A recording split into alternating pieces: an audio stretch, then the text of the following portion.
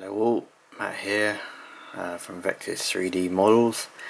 Today I've been sent in a van from a customer who was a bit unsure what it may need to have an NEM pocket on it.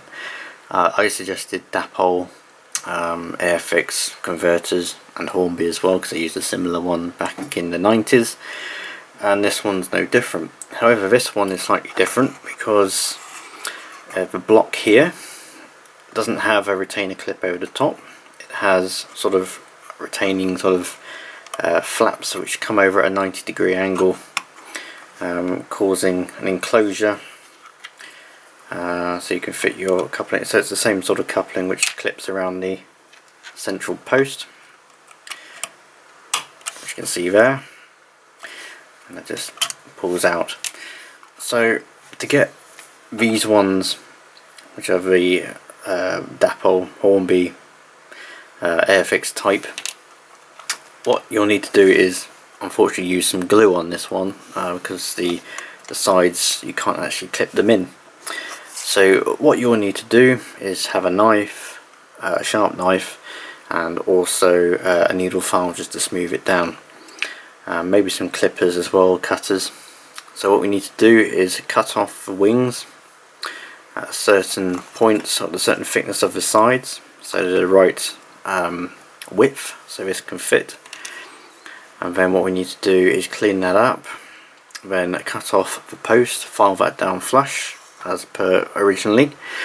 What you also need to do is cut off some of the height of this block, so the converter here sits nice and flat. As you can see, I've already done one.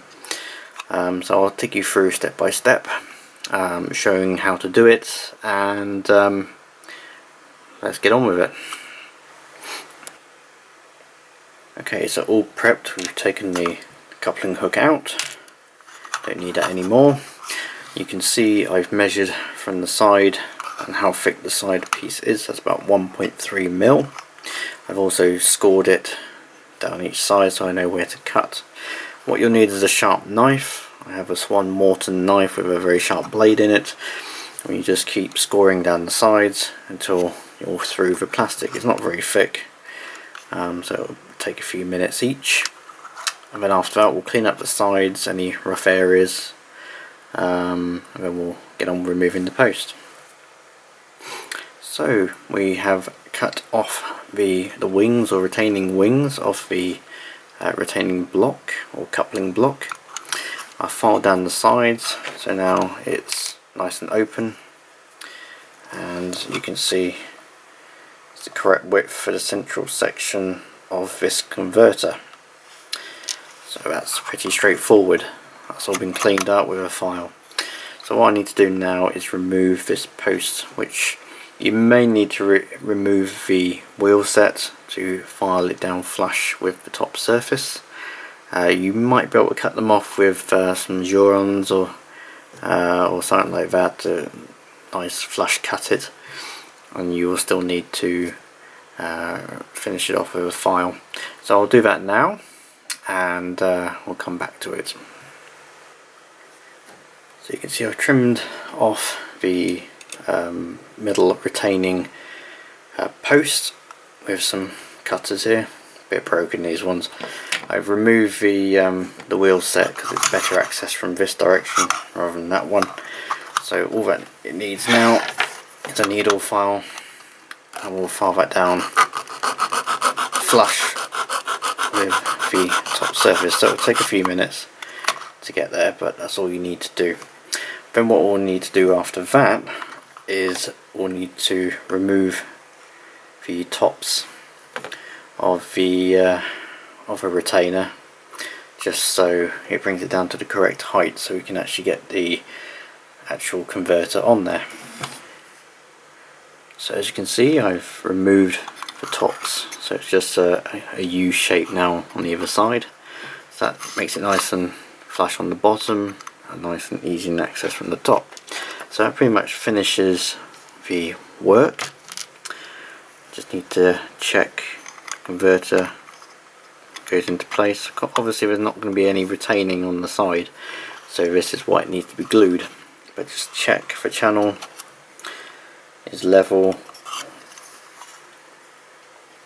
with the back of it. You can see there, nice and level, nice and flat all the way through. So what I need to do now is add a little bit of glue on the sides, so it doesn't obscure the channel at all or block the channel. So a little bit of glue on the outer edges of the flat base. So as I say, you don't want any glue in the channel, otherwise you can't get a coupling in there. So we'll get some glue on that and see how we get on. Okay, so the glue has dried. I've used some araldite on these as it doesn't run too much. Just be careful when you put the converters on. So they're all glued and in place.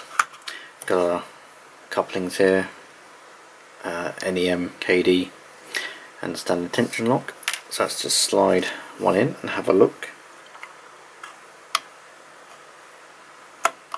Nice and secure, nice good sounding click. As you can see, all good. Looks very nice. And on the other end, this is a KD18.